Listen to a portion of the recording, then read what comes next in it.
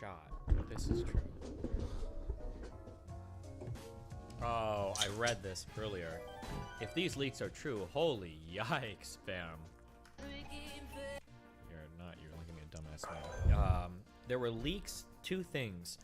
One was that Andrew and Tristan apparently were literally planning on fleeing to Dubai and never going back to Romania. And the second one was that apparently from jail, this seems so crazy, but apparently Andrew and Tristan were trying to get people to come forward and fake like missing them, like, oh, I'm not a victim, and oh, I'm so sad that he's gone, and then to intimidate the family of one of the witnesses apparently. I don't know if anybody I don't know if it was a video form of that, or I read that I read that this morning. It was a Romanian site, but see if they need any information, but also make it clear that if we win on Wednesday, I'll go straight to Dubai and I won't be able to make it on Friday. If I owe them any money, I'll pay with a deposit or something like that.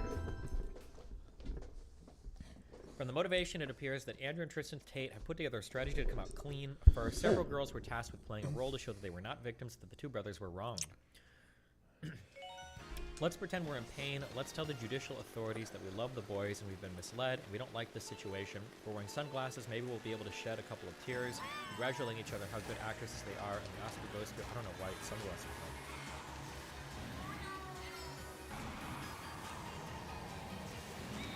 In one of the intercepts, Andrew Tate tells a relative to contact the family of the victim. In this way, he tries to intimidate her, threatening to sue her for perjury.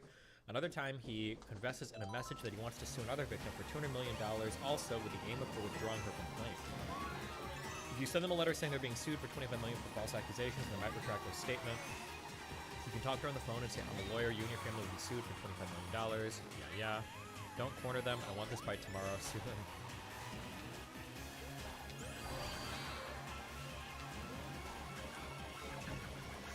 If this is true, now this is only being reported on the site, but like if it's true, pretty big yikes, fam.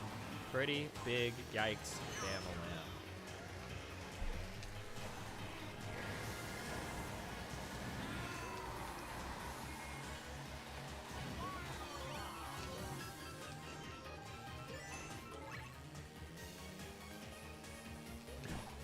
I wonder what these leaks are from. Is this like a phone call or a text or what? I'm curious. Wait, no shot. This is true.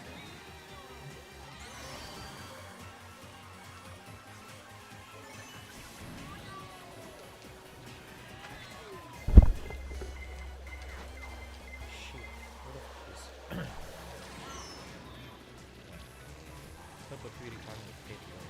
Just a couple weeks ago, a tweet came out. Oh my God, they're going to be free today. Oh, this is a... Every day, someone's saying they're going to be free today. They're going to be free today. With where you are today, what is your level of optimism of how this thing's going to end? I have a great deal of optimism in where this will end as far as what's currently being investigated. Because again, there have been, what's really important in all this time that's passed, there has been no new evidence, no new alleged victims, nothing new to support this case, and clearly at this point the evidence has not been strong enough for them to file charges against the brothers. So I think they're going to push this preventative arrest, you know, because they can for now while they're looking for evidence. But everything I've seen, I think it is not going to be hard to disprove all of these allegations. So I'm very optimistic in the ultimate result of this case. Obviously, it's not as soon as we would like. Each day they're in custody, we keep in mind also, like this lady is a nobody. Tina Glandian, or Glandlin, or whatever the fuck. She's nobody. She's a lawyer in the United States, but she's not a lawyer in Romania. She doesn't have access to anything special. She's basically a civilian for all intents and purposes. I don't know why she thinks she's qualified to speak on anything, or what. Fuck, but she basically is PR for the Tates right now in the United States. She's public relations. Just because they should be home. But the only other thing I want to add is that, you know, you hear human trafficking, and that sounds awful, but this is just not a case of human trafficking. And again, without getting into the evidence, obviously it's difficult to explain really what I mean, but this, you know, to emphasize, the webcam business is a legitimate business in Romania. many women have come forward. There's articles you can read about why this is such a thriving business there, and this gives women there a means of making a lot more income. Some of the time women don't have the means or the education to make the kind of money that they could get from an industry like this. And they're standard like any other job. They have set hours. They take royalties. They pay commissions to the business that they're dealing with. So this is not something unusual in Romania. It really is a legitimate, thriving business, and they are trying to take this legitimate business and criminalize it in this particular scenario, and I think it's going to ultimately fail. Well, that's a playbook. That's the playbook is, hey, if just this question on what you just said, right, the curiosity. So if it wasn't illegitimate and it wasn't a crime to go to jail, can the government suddenly create a law and get it passed to be in, then to get someone where you're convicting them of a crime because the laws have changed today? Because that's what Giuliani did with the mob, and all of a sudden 240-something people went to jail on the same day. Can they do that, or that's not something they can do? Typically, you can't. Is that actually true?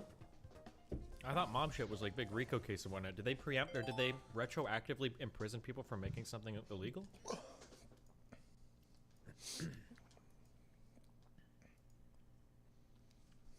I just don't know the history with what he's referring to for Giuliani.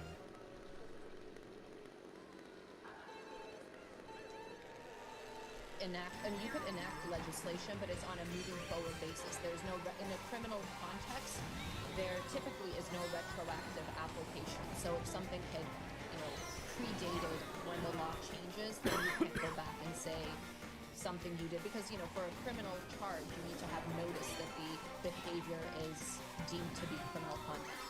So if you like this clip and you want to watch another one, click right here. You set yourself up heavily to look very silly if Andrew is clear of all alleged charges. What would your response be if that happened? Currently, you must have everything that he's guilty just saying.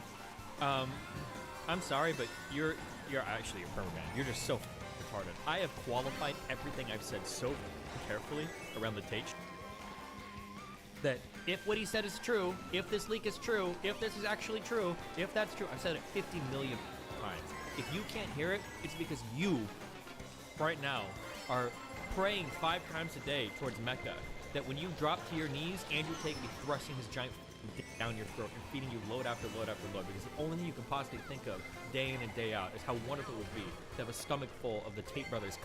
Okay? I've overqualified everything. I wonder if you said that to the Tate people who are out here saying, oh no, I'm 100%, I'm friends with him, I know, because I've seen him one time, he would never do that, he would never do that. Oh. They don't charge him because they didn't find enough, and they didn't find enough. Personally, I think that he has sex trafficked, assuming everything he says in his videos is true, but hey, there's a slim chance that maybe he's playing a character, maybe he's memeing it up or whatever. It's possible, but he's laid out enough in his videos that he is a sex trafficker. Everything he said is sex trafficking. Now, it might be the case that they can't find evidence for it, or it might be the case that he was just lying. In that case, then you don't charge him, or whatever. I've said multiple times the system should do what the system does. Let it play out. If they can't find the evidence, then they don't charge him, he walks free. That's how the system works. That's how it should work. No, race mixing was illegal up until 2000. Race mixing was illegal up until 2002. 2002? What? You're gonna give up 50,000 years of evolution if you mix up with this kid. Yes. But you realize that race mixing, it's gonna give up 50,000 years of your evolution, right? There's 2 billion of those people being born because of. Did you know that it's actually better evolutionary? No, it's not. I'm not going to talk science. No, it's not. I'm a scientist. No, it's not. Actually, I'm a scientist. No. I'm not going to talk about Literally. I'm a scientist. Literally, you're just throwing down your genetic. Pretty much, you're just LARPing. You're LARPing as a European in America. If you had any actual heart and integrity, then you'd go back to Afghanistan. What do you do? No, but I'm Why would you say it like that? I am a scientist. Say, if It's done now. It's done. So you think? Stop that. Stop. No, you. Hold it. Stop. You think hybrid bigger is the thing? Bro, film me. Film me. Just stop. Stop that shit. What are you, some SJW warrior? I don't give a fuck. Hey, It's done. white people are only only done. 7% of the world's population. That's me. And I'm part of that. And I'm part of that. And it's done now. Whatever you're doing, it's done. If we intermix, we're gonna become.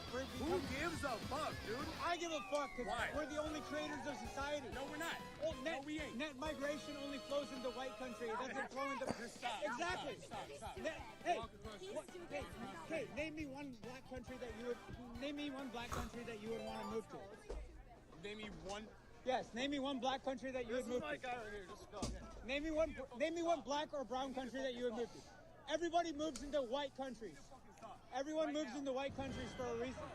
Yeah, exactly. Exactly. Because you don't have a retort. Okay. Yeah, I saw this. Apparently a bunch of conservatives, or some conservatives online, are mad that other conservatives won't debate Fuentes, I guess. I find it curious that many conservatives will gladly platform debate LGBT pro-abortion or communist activists, but will refuse to even engage with the likes of Nick Fuentes because his views are too extreme or unacceptable. Personally, I find leftists who are actively transing and grooming kids way more unacceptable and extreme than Nick Fuentes. Okay, hold on. Dad's house. Now we talking about relationship goals. Bitch, bank goals. Bank account goals. I'm moving my whole family on a block like this. Just so they can hate each other in the same neighborhood.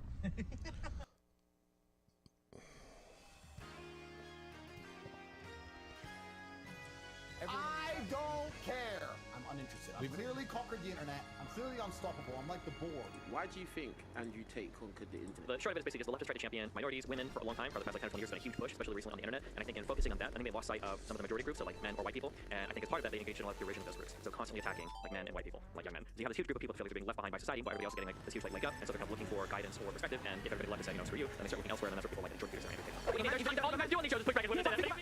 Destiny from YouTube / Destiny, kind of a blue pill. Everyone who came here support, so it should be fun to fight over whatever we're react to today. Yeah, man, I'm sure this is going to be an epic little reaction, man. Let's jump into it. Let's see what happens. Do you ever wonder why some people you've never heard of before all of a sudden appear everywhere? Andrew Tate is an Anglo-American kickboxer turned influencer whose extremely misogynist videos have helped make him the most viral man in the world. What do you think about that opening?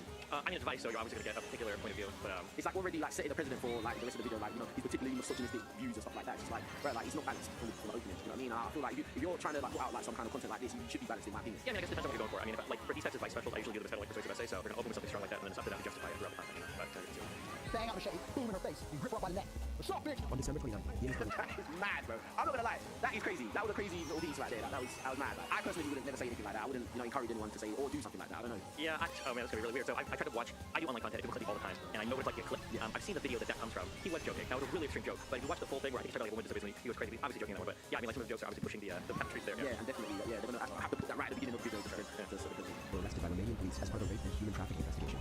The Matrix has attacked. A few months before their arrest, I was in Romania trying to get access to their so-called secret society, the War Room. The war is the most powerful weapon on the face of planet today. To get inside, I agreed to endure a professional cage fight in Romania. I know he's gonna lose, but wow, he's actually along with 100 Tate superfans. We shouldn't be slaves, we shouldn't be working 9 to 5 jobs. I need to get better, I need to evolve. I'm not telling myself. Nobody else will be. That's why I love to meditate. It's training. Where I found out. My plan was to sow anarchy. Is that this recent arrest appears to be just the tip of the iceberg. This is definitely a hit. I don't care. The real story You've nearly conquered the internet began years ago. There's not a single thing I've played. Have you seen one? My ex-boyfriend was radicalized by Andrew Tate. He was sweet, and I got vulnerable to being brainwashed by everything at this cult. People don't know the police story.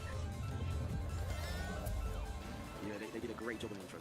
Yeah. Great job on the intro to just demonize, make him look like some cult leader. I'm not gonna lie, I was getting cult vibes a little bit. Just a little bit, just a tiny bit. Like, you know what I mean? It's like, I'm not gonna lie, but still, I just don't feel like it's balanced. I just don't think it's fair. Like, do you get what I'm saying? It's obviously like an agenda. Yeah, I mean, there is for sure. But yeah, again, it's advice, so I expect like there'd be a left-leaning slant, you know.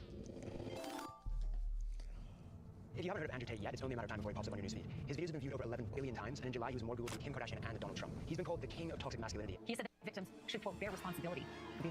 We're about to enter his compound in Romania, which was raided earlier this year as part of a human trafficking investigation that led to his arrest in 2022. Is that true that you sequestered an American girl? It's not even pretty. This girl's average. She's ugly. I don't have time for this mission. What about the accusation? That's not true.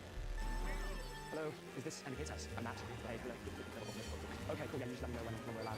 Yeah? Thank you. Hello, hello. Good to see you. This place is giant. Yeah, I can do a quick tour. I can't show you a lot of it. A lot of it's like off limits. Okay. Gee, come by then. Show them how scary you are. Is this the normal level of security you have for your house every day, or is this just for us? This is the normal level of security I have every day. I prepare for all the travels. Better be I don't know. I kind of like cars. I can tell, yeah. Mr. Kind of like cars.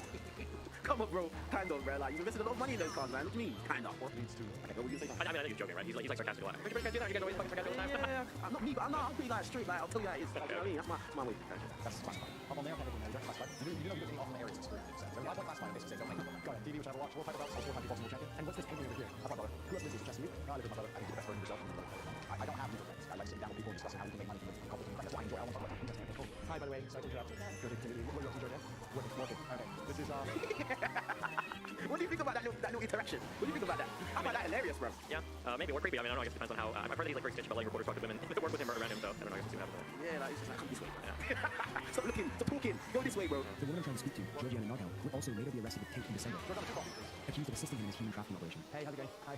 Hey, how are you? What are these guys up to? Conquering the world, friend. Through what means our Hustle University is now currently the biggest online education platform in the world. We've grown extremely fast. 110,000 students inside a year. Hustlers University. For $49 a month, Andrew Tate's online Hustlers University promises to teach his millions of followers the secrets of modern wealth creation through crypto trading and dropshipping. No big deal. It's the biggest online school in this career. Is this a shark sword or is it kind of definition sword? I did a take speech about why I have this sword. A take speech is like, I need to tell a take speech. Yeah, and I talked about how the number one problem in the world is that not enough men walk around the house with swords. Yeah, that's up there for sure. Because if more men walk around the house with swords, so many world issues will be fixed. You have to extrapolate. Okay. For example, the woman she sees something on TV, the man comes home, she's like, oh, you don't go to the master. The man walks around with a sword. She's like, put a mask on. He's like, I'm great. I mean, I'm commander.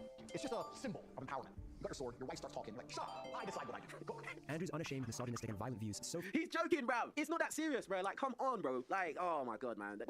Listen, straight away, I just think that this is just like hit piece on him. Like, let's just make him look like some monster. Like, come on, he's obviously joking, bro. Like, it's stupid. I mean, it's a little bit of a joke, but I think he does represent over and over again that, like, women are these irrational, kind of like retarded children things that have to be like protected and like stuck in rooms all like live. I think he might joke about it. He's pretty consistent through all his messaging about that, I'd say. Yeah, but women do need to be protected, though. Sure, but they're not retarded children. I didn't say they're retarded children, but like they do need protection. A lot of times they make a lot of mistakes. You know I feel like they make a lot of mistakes too. A lot of times, like most women these days need leadership. To be fair, I'm not sure about that, but I guess we'll. Well, don't you notice that a lot of women these days like make poor choices, especially in the guys that they pick. I feel like a lot of men make poor choices too. Though. I feel like that's a people thing. I don't think it's a woman or a person. It's not like all these men are out here, at least like suave, six-figure, have all their shit together, and there's just like a bunch of like dumb women running around. I think everybody's got problems, no? No, I agree with you. Everyone's got problems, but okay, if you compare like the average typical woman to typical man, the typical woman can have more options. Like, say, for what? Options just for Willy or relationship. I mean, option for Willy? God, yeah. British guys. Yeah, no, but I just want to be. I don't really want to use the harsh words. Like, oh, sure. Like, do you know what I mean? Like, just trying to keep it like monetized. Oh, my bad. Okay, yeah, so, Willy, yeah, they're after, yeah, sure, but I mean, like, yeah, obviously, like women have. So there's a section of guys out there, like you saying, oh, most guys.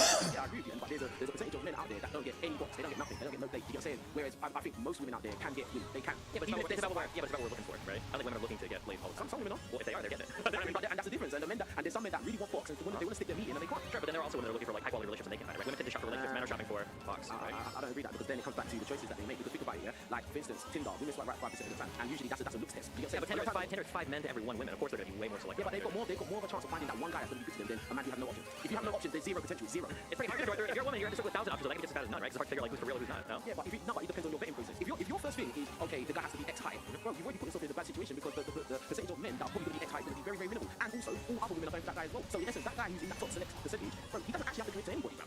Because he could just play the field and have a good time and smash all the boxes and break hearts and sell dreams and everything. I mean, most times these guys that make all these baby mamas, they usually don't just have one. They usually have 2, 3, 4, 5. I mean, are we like cars or no? What's the nice version of an F boy? Just say F boy. F boy. Yeah, you want to be that, you can be that, but like there's different guys like having relationships. But like even if you say that, like that, I think plays into my point where there's like guys that are searching for box and women that are searching for relationships. And even some of the high value guys, I just want to play a lot and I'm like looking for relationships. Yeah, but the thing is, there's more guys. There's more guys that are average than below average than the F boys. Because think about it, to be an F boy successfully, you need to have certain superpowers, i.e., height, i.e., good looks, which are just it's basically boils down to genetics. You don't choose that. Now there's some guys that are going to work hard and they might make some money, or there's some people that they might be born into a family where money just comes to them easy. But most guys are not going to have an easy road. Yeah, I agree. For just sex. Yeah, we go back on this a lot ago between keep up and it. Yeah, let's get back into it. Can't seem to match his YouTube persona, but to find out how he's translated those into viral fame, I accepted an invite onto the Tate Brothers podcast, Emergency Media, which is also a chance to get acquainted with brother Tristan. You smoke cigar? Absolutely not. Yeah, that's not for me. But no smoking. Like me personally, I've just taken on the thing of no smoking, no drinking, no poison. Oh, I just don't like nicotine or cigars. So. Oh, so you like everything? Yeah, not nicotine, not cigars. Come on, bro, we gotta get you off of that. But anyway, I want things that are like I want to have a fun time. If I'm doing some kind of, I want to have a fun time with it. Cigars are fun time. Yeah, I just feel like that is just killing me. With Emergency Media episode 13, we have a special guest, Matt Shea, who is internationally renowned and respected. He's a folk singer. He's going to sing us a song, and he's invited his mate on our show without my consent. I'm just going to have to bite my tongue and listen to you guys talk most of this emergency. Otherwise, I'm over. So, Matt, can you introduce yourself on by singing career? It's one of your fans. Yeah, so I'm actually not a folk singer at all. What? Oh, sorry. What? I call my brother a liar. He lies to me. Let me ask you a question. Have you ever seen the clown that hides from David? Have you seen? No, I haven't. Found Isaac. So you've never seen it? No. Is he here somewhere? Strange. Well, yeah, he's right here. I see him. All right, let's be nice to our vice friends. Let me be nice to him before the hit piece. This is definitely a hit piece. I've warned my brother that this is set up. And this is what I don't care. I'm uninterested. We've clearly conquered the internet. I'm clearly unstoppable. I'm like the board. You've invited the liberal news media to come. They can all come. Just because I'm wearing a gun, I'm violent. Is that how it is? Just because I'm nice over the table with a sports champion, I'm violent. You are right. Let me ask you a question. Why do you think Andrew Tate conquered the internet? If you believe he did. Yeah, I mean, that's a long, boring, political explanation. The short of it is basically just that I think on the left, I think that the left has tried to champion minorities, women for a long time, for the past like 10 or 20 years, it's been a huge push, especially recently on the internet. And I think in focusing on that, I think they lost sight of some of the majority groups, so like men or white people. And I think as part of that, they engaged in a lot of derision of those groups. So constantly attacking like men and white people, like young men. So you have this huge group of people that are being left behind by society, while everybody else is getting like this huge like up, all these new slots of movies and music and everything else. And so they're kind of looking for guidance or perspective. And if everybody left is saying, screw you, then they start looking elsewhere, and that's what people like Jordan Peterson and Andrew Tate. It makes no difference. Who does this? He's security wear.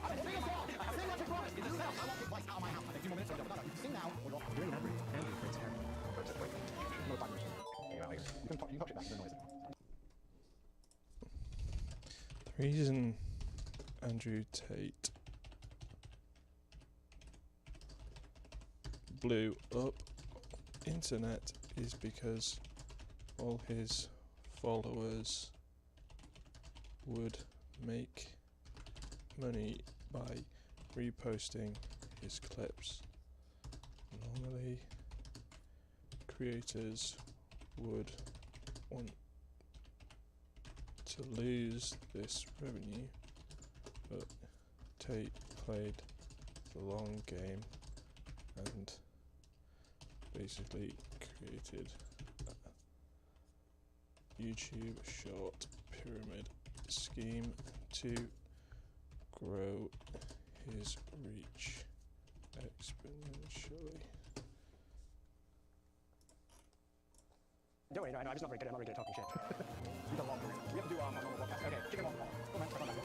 Bro, this is gonna be the worst documentary about us. What they gonna say? I don't. He has lots of cars and money. All the women love him. He's sexist. Oh no, please don't put that on the internet. Who cares? Like, whatever. Within minutes of being on the show, the Tate porn division snaps into action. Oh yeah. Wow. Already. I won't get vice out of my house. If you sing now. Tate brothers embarrass vice reporter. 18,000 likes, 246 comments, 66 reshares. Don't act something like it. See what people are saying. Tate win, as always. I'm impressed how easily he runs over weekends arguments. It isn't Tate posting all these videos, so who are all these people?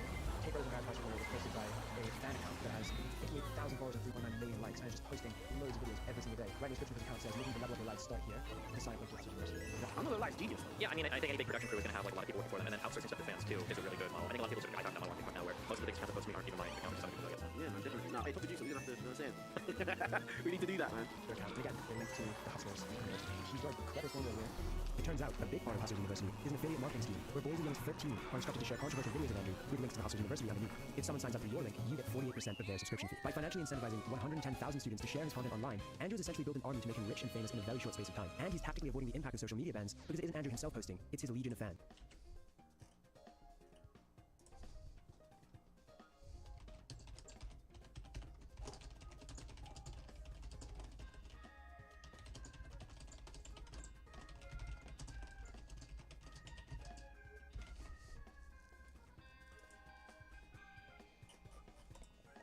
All I'm doing is saying the shit that everyone thinks isn't allowed to say. So that's the reason I'm not big on the internet. I'm starting to wonder whether he's just a living meme. You're a loser because your mentality is loserish. Some kind of viral marketing campaign to swindle money from confused young men. You never have the life I have, ever. Or if he really believes what he says. All I'm offering is the truth. What's your first opinion of Andrew Tate when you first saw him? Really negative, but that's because I just saw like splits cut, basically. Okay, alright. But now, What was the negative vibes that you get? What is it? It's just like another guy that is like super misogynistic, has like the weird red pill ultra, you know, men are the leaders and blah blah blah, that kind of stuff. So you think men being leaders is weird? I think that a lot of people, I think that we're more similar than we are different. They have some important differences, but I think we're more similar than we are different. There's a reason why all these men are looking at Andrew Tate, because they don't have anything to like together, right? There's no like well-adjusted person that's like scouring internet looking for a role model. A bunch of men that are kind of lost and confused. So I think it worked. I think it's a lot of times they probably didn't have a strong father in their life, really. I think that there's a lot, like, especially because they say no boys as young as 13. Like, if they had a strong father in their life, they probably would be looking for an Andrew Tate to lead them, because they would have their own, the head of their own household. You know what I'm saying? Maybe, yeah. Andrew first appeared on our screens as a reality TV star. He had found an arena where controversial personalities thrive. But something happened when Andrew was on Big Brother, one of the biggest reality TV shows of all time. This is due to events in the outside world, Andrew has had to leave the Big Brother house. He was reportedly removed from the program when a video surfaced of him slapping his ex-girlfriend and then beating her with a belt. Public outrage simmered down after Andrew released the video of his ex, claiming it was all part of the so-called kinky game. It was just your game, it's just what we used to do. But what the public didn't know, and what we can now reveal, is that around the time that Andrew was playing Truth or Dare in the Big Brother pool, the UK police had informed the production company that he was under investigation for 2 incidents involving other women, one of them, and a further of physical. In May 2021, Tate made reference to his arrest in an appearance on the Fresh and Fit podcast.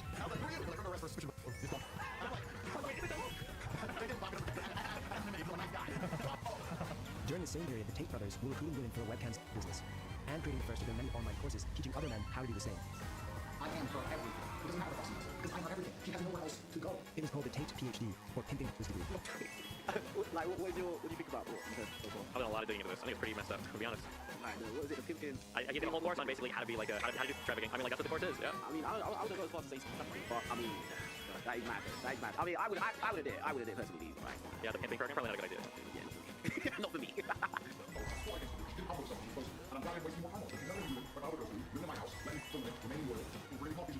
Andrew's closed down the Pink Degree to focus on the Hustlers University. Super. But with a historical allegation in the UK, and the Romanian police now looking into him for and human, I want to find out more about his methods of recruiting women. Is it a Rainbow If Road? you at one point say that business started as your girlfriends and then work your life in industry, 100% of the profit goes to you. I think in a lot of households in the world today, the man is in charge of the investments. I think that's not an uncommon thing. Tell me that you I have that you think is genuinely insulting or disruptive to society. I'd like to hear it. You prefer younger women who are 18 or 19 leaving the imprint on them? No, when I say leave imprint, I mean that. I understand what you're trying to say. You're trying to say that like when I get on, I'm very much. I'm not trying to say that you need to go 22 and you're a second boyfriend. She's probably like a nicer person, less jaded, less upset, less suspicious. Feel like you're in a position of power. They're probably in a position of power. It's not a position of power. They got less mileage, bro. They got less mileage. That's what it is. Like I don't understand. Like he's trying to make it sound like he's some weird predator type thing. That's a predator statement. Bro, That's a predator. Bro, so what? So the fact that someone having less mileage is predatory. Yeah, because you're looking for something dumb, young, and naive. That's the whole point. No, but you didn't know that's what you're saying. That's what he's saying. He said you're less jaded, you have less experience. Well, I think anyone would want to be with someone that's less jaded. Yeah, because you can take advantage of them. So if you get with someone that's not jaded, that means you automatically lose. It's assuming that you're the one saying the word. It's assuming that somebody who's been through more experience is more jaded. How does it more cautious? No, but like if we just like look at it like realistically, the more experiences, the more mileage people rack up. And I'm not just saying it's men and women in general. Yeah? Usually it's going to be more negative than positive. Absolutely. Only if you're trying to mess with that person. No, I'm saying like as you meet people out there, more often than not, especially relationship-wise and dating-wise, usually they've had a lot of negative experiences. That's why they're single. That's why they're single at the point you met them, because if something negative has happened for them, those relationships or entanglements to end. Yeah, but realizing you don't like a relationship doesn't make you a negative person. I never said that. You're saying that if they had like 4 or 5 breakups, so that's like more negativity. Sure, it is, but you can learn from it. You can be a better person from it. I think if you have a guy that's 30, 35, he's like, oh, I only date women that are like under 24. That's a red flag. It's like anybody would date. It's not a red flag because men have been doing that from the beginning of time. Though. This is new age thinking that a man has to date a woman exactly the same age. That's new age thinking. Because if you think about it, most people, if you look at their parents and their grandparents, there's big age gaps. That's not true. That's not most people. Most people are within like 4 to 5 years in terms of where our grandparents. Yes, I don't know about today. No, but that's not around the world. Even I said our parents and our grandparents. I think tend to be around the same within 5 years. Even our parents and grandparents tend to be our parents and grandparents. What do you think the average gap is? No, it's at least around 7 years, 10 years, maybe even more than that. Okay, I'm pretty sure it's around. I think it's around like 4 to 5 years. That's what that's what you think is okay. That's what those are the stats that I've seen. I think. Okay. But I don't remember the historical record, but I'm pretty sure it's around like 4 to 5 years. But would you agree that this thing of like men wanting to be younger women is not a new concept? It's been going on for a long time, like from the beginning of time. This is not new.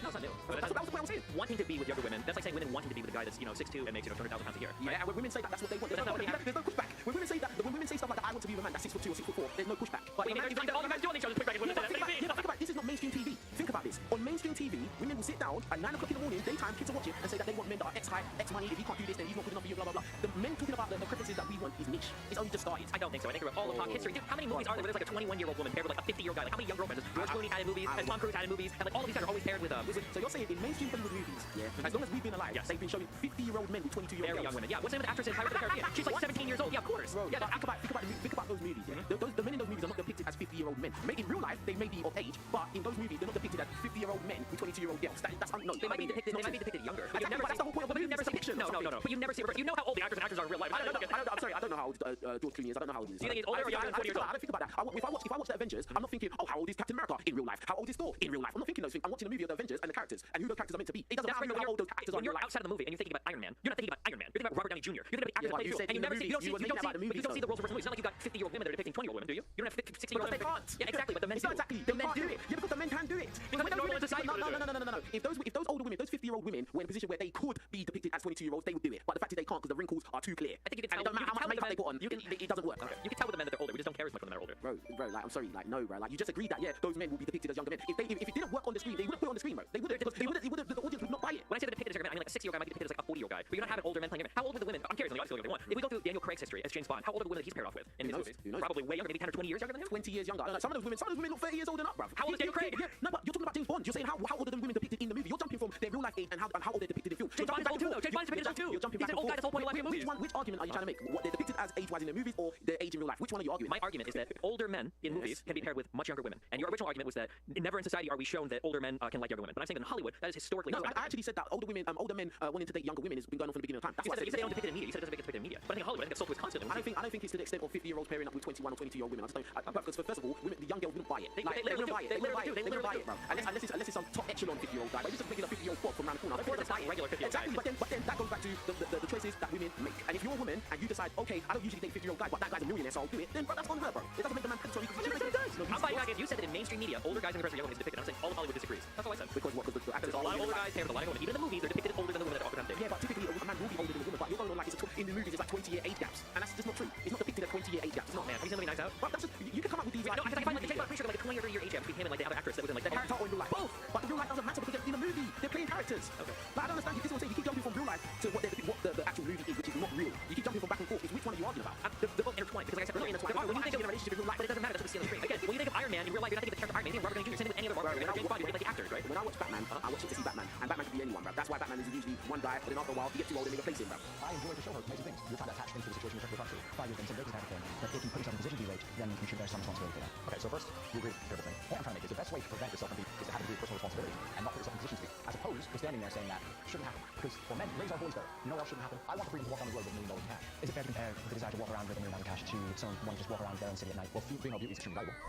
Of course, female beauty is extremely valuable in the eyes of men who seek to exploit it. I don't give a about these beautiful women.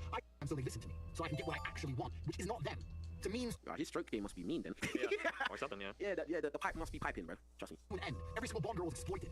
That's exactly what I do. Have you heard the term lover boy before?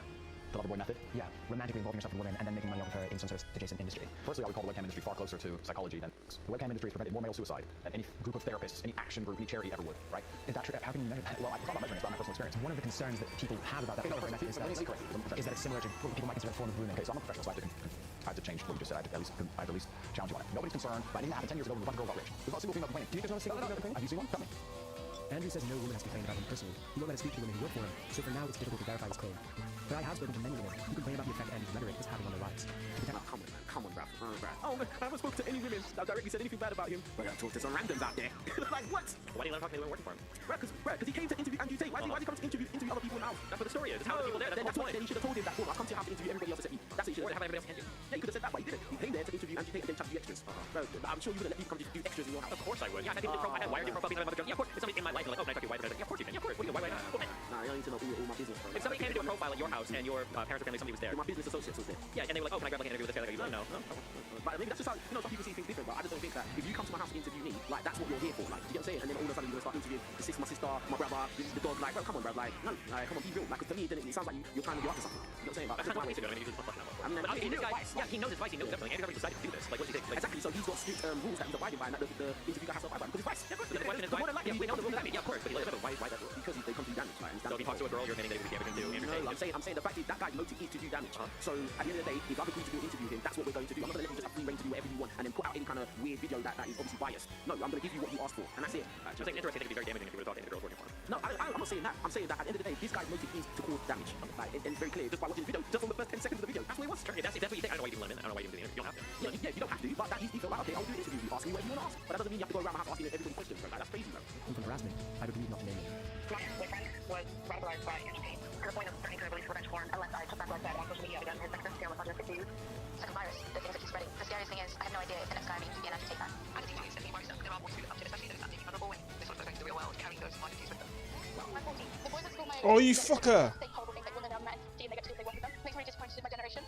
Andrew's views represent a new era in modern misogyny, where you can now not only talk openly about subjugating and objectifying women, but doing so actually garners millions of committed fans. So does the music though. Well, yeah, but if there's so does the music though. What is that? What's the point of the comparison? Like, but I'm just saying, like, it just seems like with this guy, like, and yeah, he says some stuff that is a bit crazy. I'm not gonna lie. Even if it's in jest, it's a bit too crazy. I personally wouldn't say certain things, even jokingly, out there. But like at the same time, it just seems like it's just a hyper focus on him. Maybe because he's successful, maybe because he just doesn't care and stuff like that, and it can garner a lot of hatred your direction. Even like with my humble little YouTube channel, I get a lot of hatred for just like, minor things I would say, and I kind of understand how it's just a fact of where people just don't like you, they will come at you from any angle, even if the angle's ridiculous. Do you know what I'm saying? I'm sure you've had that as well. Yeah, of course. But I mean, people criticize me for stuff that I think is fair criticizing too. I think it's fair criticizing Andrew Tate on putting out a message that a lot of people could take as like very misogynistic and hateful, and then a lot of young boys are following it. I think it's fair. They don't believe the level that you can operate at an actually MG. The most hardcore of them have traveled here to Romania to join the War Room. The War Room is a fraternity. We're a brotherhood which is designed to inspire the best from our brothers. They have to have the mentality and the pedigree to survive. There's tests, and if you do them, you can stay inside. It's a little weird. I'm not doing it. I'll just say I don't think I'm gonna do it. At the top of Andrew's fraternity is a small group of wealthy and powerful men who all stand to gain significantly from the expansion of his empire. This inner circle is not happy that I'm here. After our testy exchange this morning, Andrew invited me to watch him train. Have you ever boxed before? No, but it turns out he's... Have you ever boxed before? Why you never had no interest in competing? planning on teaching me a lesson. I've just unintentionally walked into a situation where Andrew Tate is going to train me how to box. Pumpkin.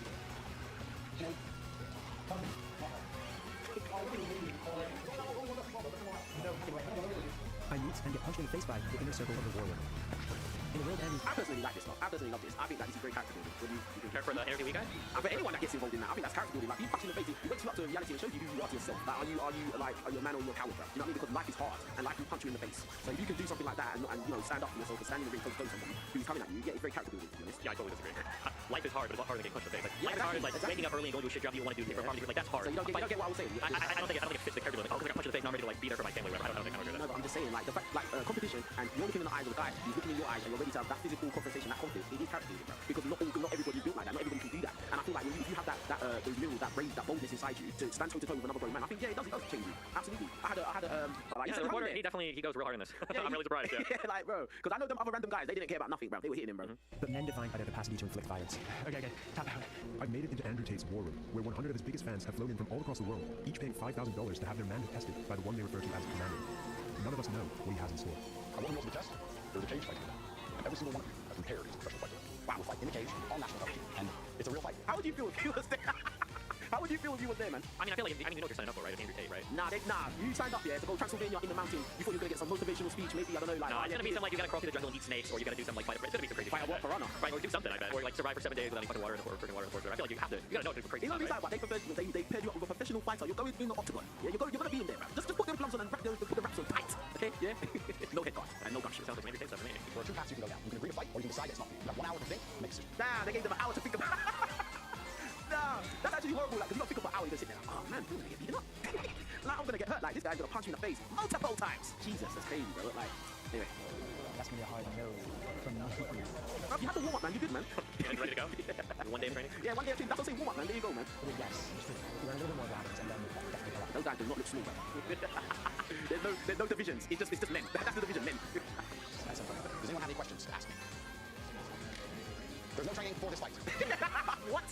You should have trained already. Probably the point, right? That's probably the message, right? You should be ready for anything, yeah. I'm sure you were giving them subtle clues that they should be working out, though. I'm more than, yeah. You're paying $5,000 to go to the war room, I'm sure, yeah. He probably told them you need to be in the gym, you need to be boxing or doing something, man. So if they wasn't prepared, that's on them, man. Hold them accountable. Too lazy to train. Is that your problem or my problem? Oh, look at that guy there. That guy's not ready, bro. He said, oh. That guy's not ready, bro. He's got his hands on his hips like that. It is what it is. I couldn't help overhearing some disagreement within the war. We have ambulance, we have medics. No, At the center of it all was Andrew's right-hand man, Iggy Semmelweis. You are sharing my secrets. He's the self-proclaimed greatest hypnotist in the world. You will learn the power of hypnosis. And seemed to have an Do you think hypnosis is real? I think it is like a suggestion, a little bit, yeah, but I don't think you can like hypnotize somebody to think they're a chicken and like, you know, fun to say this. that expanded beyond the war in itself into something larger and darker. Your sons will marry their daughters, your daughters will marry their sons. You will create legacies. And join those two. What did you say? I don't know, sons marrying daughters, daughters marrying sons, I don't know. Two steaks at finest scotch, those smoother cigars. He refused to speak to us, but it's clear that he has a big role to play in whatever the war room's real agenda is. This is the war room of Andrew Tate. Welcome to the death. Now is decision time. You are getting in the cage to fight a professional fighter who is trained to hurt you. Anyone who's fighting, please stand up. Anyone who's not fighting, stay seated, and we will begin the other program. Just like that? Fight! You think he'll do it? What, the report? I don't know. If he walks through the door, that's it, bro. I don't think that kind of place is a place you can say, I'm going to do it and then back out. I don't think, yeah, man. Nah, it's too late. A third of the room decides to get beaten up for Andrew Tate. What happens to the people who said no? They're doing something slightly different, describing the reasons they didn't do it, how that affects their life as a whole, whether they're making changes in the future to be more ready for opportunities. That's where honor comes from, right? From victory. One of the men who said no agrees to speak to us as long as we hide his face. Why did you say no? I have been in the ring before, but just sparring. But I was like, professionals and Russians, like they guys are serious. I'm just too scared. Oh, so they were gonna fight Russian professional fighters, bro? Them man training in the snow, you know, no top, bruv. Like, nah, bro, nah. Some Ivan Dracos, yeah, some Rocky Ford. Nah, bruh. If he lives, if he dies, bruv. Nah. So he said it's never good. It's supposed to make you feel better, but if you're gonna do something, somebody's like, no, we got an influence outside, it's good. I feel like that makes it feel worse. Yeah, that's what I'm saying. I've got an hour to think about it. Nah, that's what we do. Afterwards, I got bad about myself, and I was angry at myself. Because it came here to test it. Andrew Tate has done some kind of controversial things online here. What do you think about that? A lot of things are very controversial, but I think the bottom of this message is a very, very positive one. Because I'm not suffering myself. Nobody else will be. I absolutely agree with that. Because listen, at the end of the day, I just feel like everyone says some crap. Everyone says something that's stupid, yeah? Or like, I guess a lot of people won't agree with it or whatever, right? But it's the underlying message. What is the underlying like theme, or what is the real message you're trying to put across, right? And I feel like Andrew Tate's like content, a lot of times it's just been like men's self-improvement, really. Right? You know what I'm saying? Yeah, I mean, like, I agree. It's good, yeah, it's good to do that. It's good to wrap that up and figure this out like a online scam writer slash trafficker slash misogynist. Like, I'm sure you can find like better role models. Just sell you that image, but I don't know. King Rich's King Rich's channel. Nobody really cares about me if I don't care about me, right? That's why I love the message. People decide this morning, people decide that later. Do you think that men are soft these days? That's the whole thing. When you say soft, again, when you say soft or hard, I think it depends on what we're talking about. Like, for instance, like what the guy that was hiding his face said, you know, like men not really being hard on themselves or testing themselves, or, you know, like, what do you think about that? I mean, some are really hard on themselves and like make themselves what, like 3 times more than women, I think. And I mean, I think it's complicated. I think life is very hard today. Like one of the things I push back against is it's fun and it's sexy and it's romantic and it's exciting. Like, oh, I punch somebody and I fight and that's blah blah blah. I think life is way more complicated, way more challenging today than just like, can you go and fight somebody? You know, it's like it's managing going to school until you're 25 and managing all the debt and managing your jobs and women and like hours you gotta work. It's like similar because like, you know, even the things you're talking about, like, you know, getting up in the morning when you don't want to, when you're tired, putting in extra hours, sacrificing for, you know, your ambitions and stuff like that. It's a fight. Do you know what I'm saying? Because you're fighting against that, you know, how you feel, or maybe fatigue, or, you know, just be lazy. It's a fight. Do you know what I'm saying? And that's what I meant like by, you know, when stepping in the ring or like, you know, conflict and stuff like that. It's a fight. And if you can do something like that where, you know, that risk of danger is in your face and the risk of pain is there as well, like I feel like you have that kind of drive inside you which you can apply to other aspects of life. Yeah, but does it work that way? Like if we look at people who are professional athletes, I don't know if it's the same here as it is in the United States, but I think in the United States, like pro athletes go bankrupt like 5 years after they retire on average. Like they blow through all the money, they have no discipline, and these are the most disciplined people in the world. They're people like NBA stuff. These are the most like ruthless athletes ever. And then when they get out, their lives like completely fall apart. So but that's a good point still. But I just feel like if you equate that, like for instance, if you're just a regular guy, maybe you're not a pro athlete, you haven't put all your eggs in trained to a certain level of seriousness and discipline. I think that it can translate into other you know. You can make it translate, yeah, I hope so, yeah. That is dangerous as hell, bro. Like that's broken bones, bro. Yeah, that's unconscious. For a moment, it seemed the deplatforming had worked. Did you think that was fair from that? No, I think you're gonna get advantage if they're reason given. There needs to be 30 by Well, this is not looking good at all, bro. Yeah, I mean, the entertainment fans say that it's all people are faking it, so.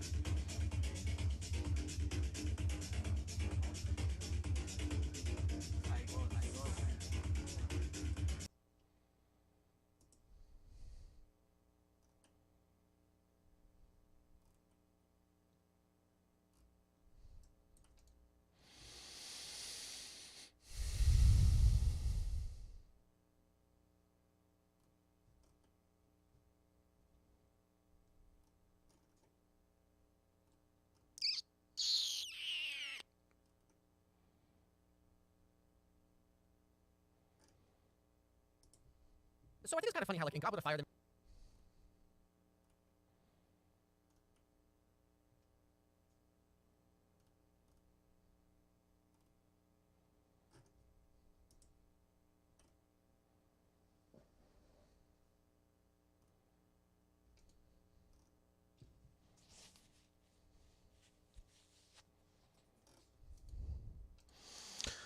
What should I watch?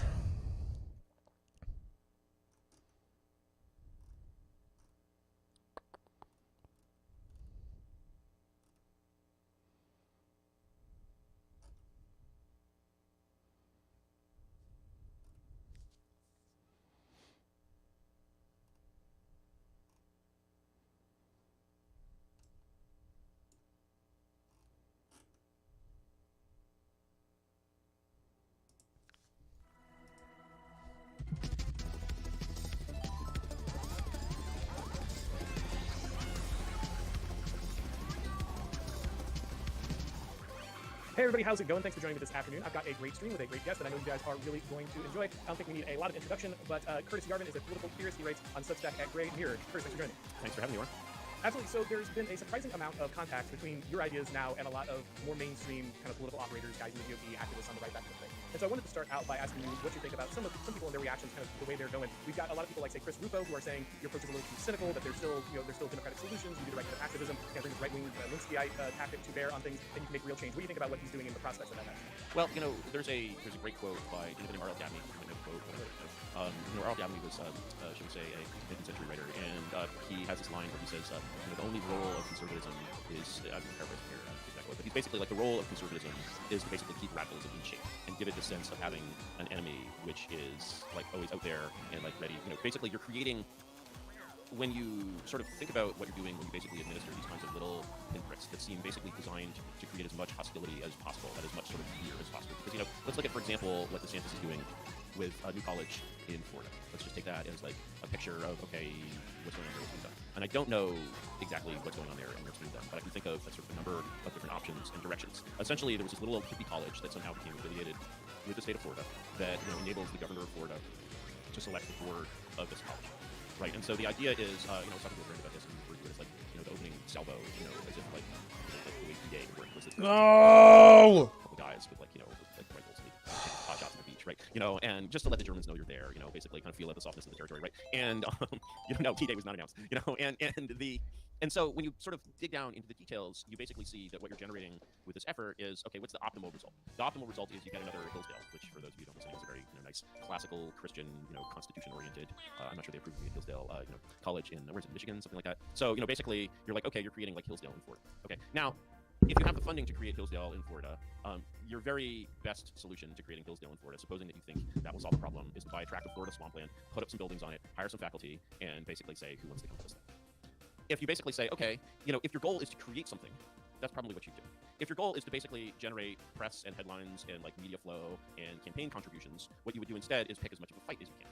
So the way, if you wanted to pick a fight, what you would do is, and it's funny when the people sort of trying to do this kind of thing don't really, the history. If you look at the history of politicians trying to basically get communism out of the educational system, which is, obviously a cause that's, at least as near and dear to my heart as Chris Rufo's, you'll see that its peak was really sometime around the 1920s. And, institutions like tenure were specifically adopted. Like the idea of the state legislature banning communism in the state university is an idea that's like 100 years old. And 100 years ago, needless to say, it was undertaken with quite a bit more, should we say, prejudice than anything around DeSantis.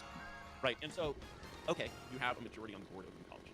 What are you going to do with that majority? Now, if I were sort of restricted to those limitations, then what I would do is to say, okay, what kind of departments do we have in college? We have humanities.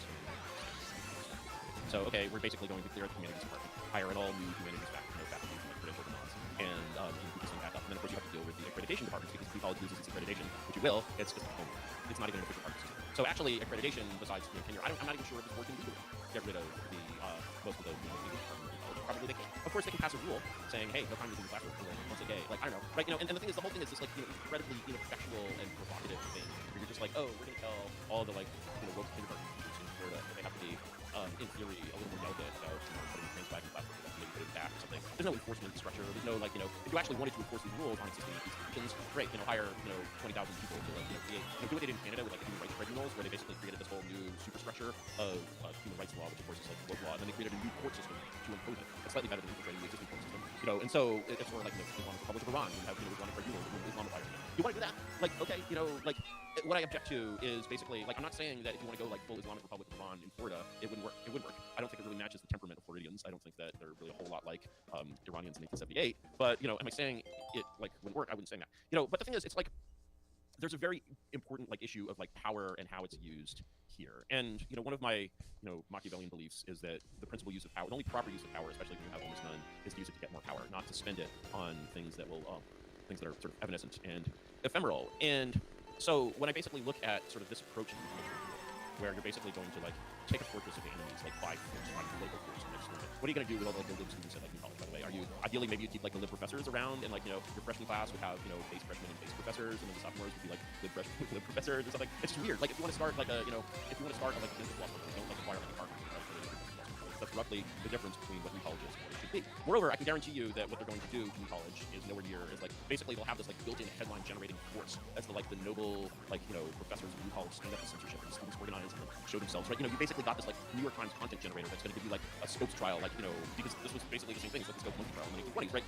And instead of like say gay, we can say evolution, right? And the I'm using these ridiculous, of course this is this ridiculous live caricature of both the Florida don't say gay law and the evolution law that Clarence Darrow was counting. Doesn't matter. Basically, you're giving goals to your enemies, and when basically you're doing something that forces you to strategic, but it's actually this printing press for your enemy.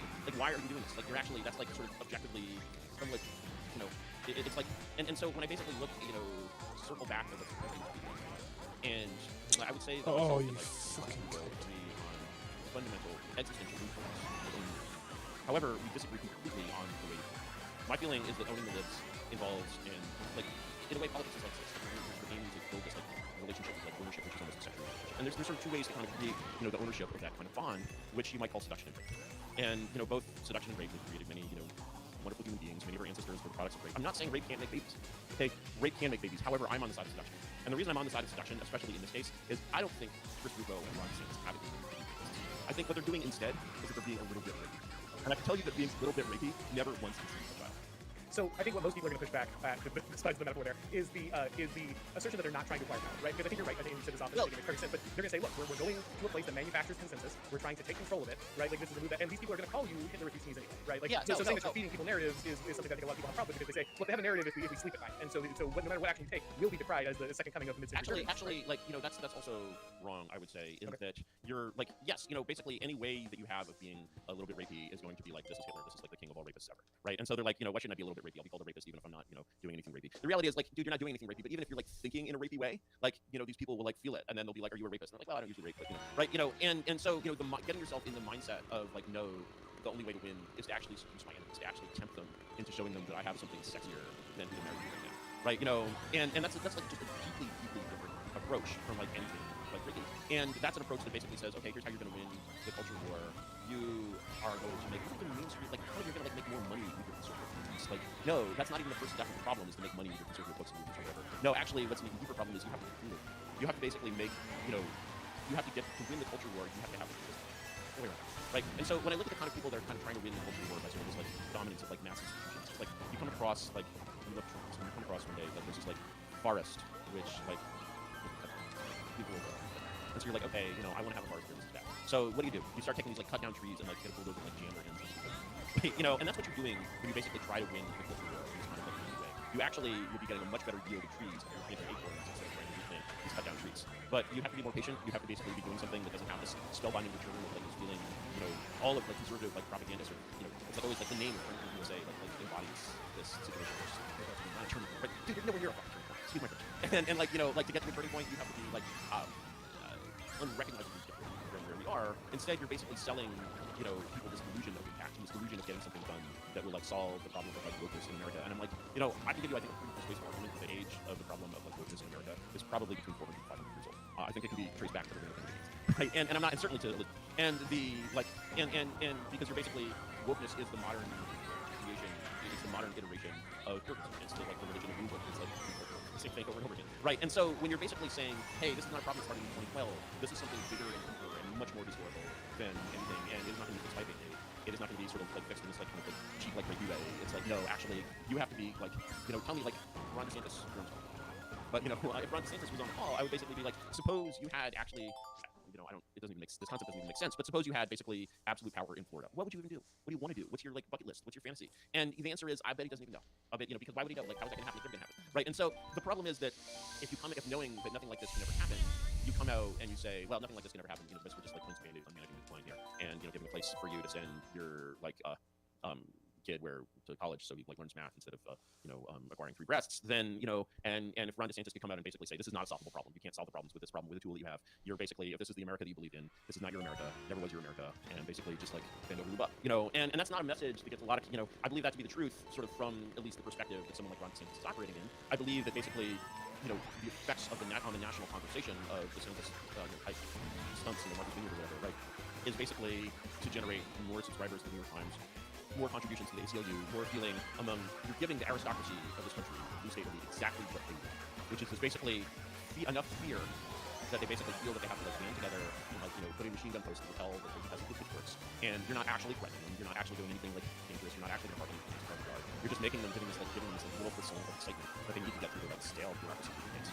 So really, actually, you're providing this incredibly good service to the. I mean, think about what you're doing for like journalism. You're like basically like everyone can come out and say, wow, it's here, like you American fascists,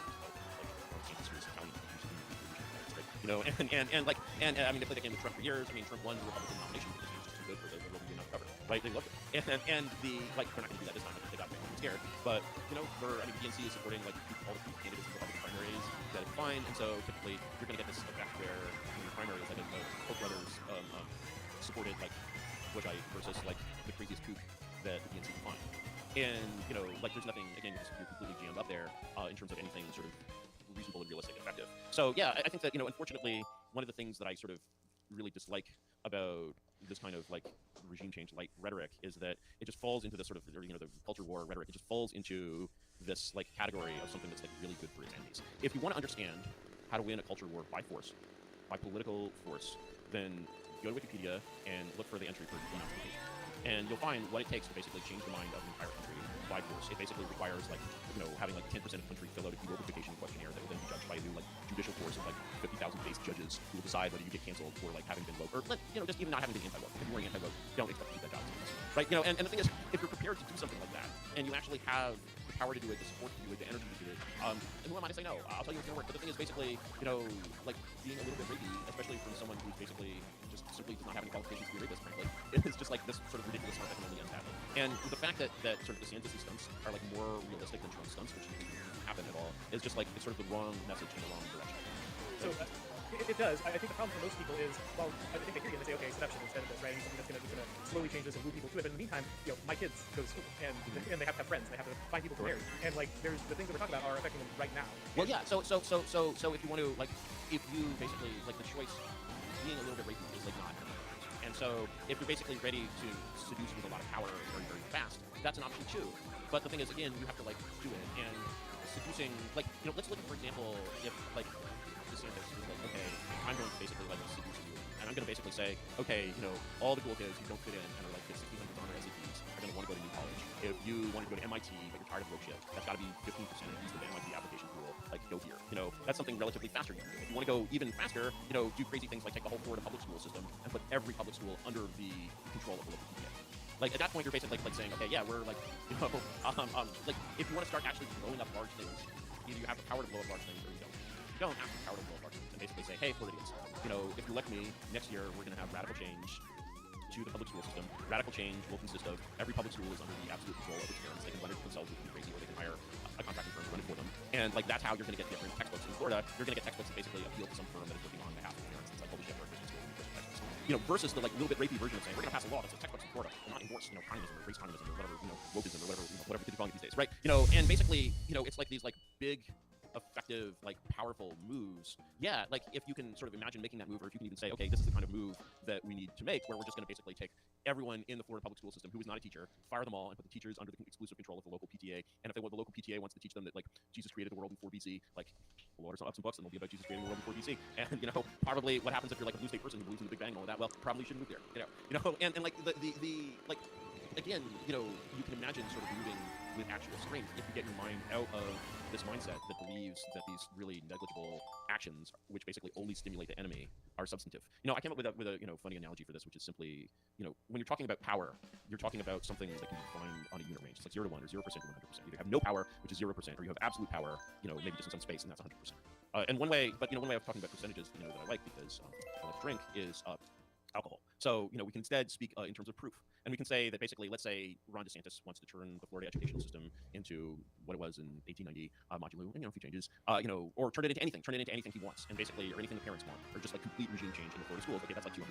It's like the grain alcohol. My little like give control of the schools to the PTA is like the grain alcohol of education reform. Okay, so when we basically say compare the grain alcohol of education reform to don't say gay or whatever you call it if you're not a lib, what do you call it if you're not a lib? The don't say gay law. I believe it's the Parental Rights or Protections Bill. The Parental Rights or Protections Bill. So